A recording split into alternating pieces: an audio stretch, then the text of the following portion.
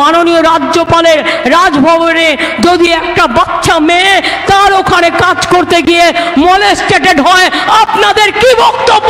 কেন আপনারা কথা বলেন না? আমি শুনেছি ধাপ্তিগমের এখানে আশেপাশে একটা RSS-এর ভালো ঘাঁটি আছে, অনেক মানুষ আছেন। আমি সবাইকে অশ্রদ্ধা করি না, যারা শ্রদ্ধা করার তাদের আমি শ্রদ্ধা করি, কিন্তু আপনাদের একটা কোশ্চেন করি, আপনারা কেন কথা বলছেন না যখন মহিলাদের উপর অত্যাচার হয়? সন্দেশখালি নিয়ে মিথ্যে কথা বলে প্রাইম মিনিস্টার রোজ নাটক করছে, আর মাননীয় রাজ্যপালের রাজভবনে যদি একটা বাচ্চা মেয়ে তার ওখানে কাজ করতে গিয়ে মলেস্টেটেড হয়, আপনাদের কি বক্তব্য? কেন আপনারা কথা বলেন না?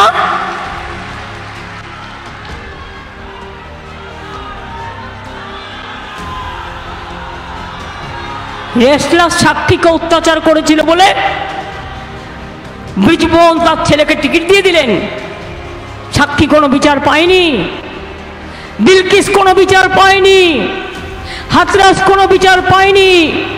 NRC নিয়ে আন্দোলন করছিল দিল্লিতে, ইউপিতে, আসামে কেটে কেটে খুন করে নালায় ভাসিয়ে দেওয়া হয়েছে, কারো বডি খুঁজে পাওয়া যায়নি।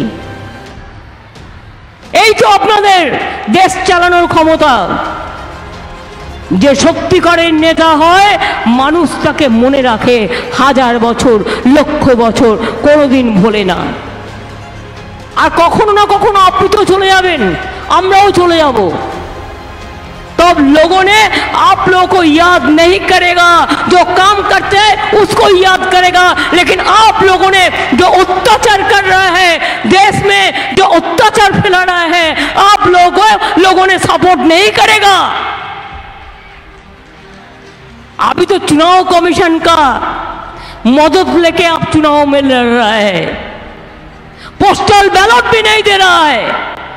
Why central government police will be only entitled who are doing duty in other state, but why the state government employees, the police especially, they will not be allowed to cast their vote, the postal vote? Why this discrimination?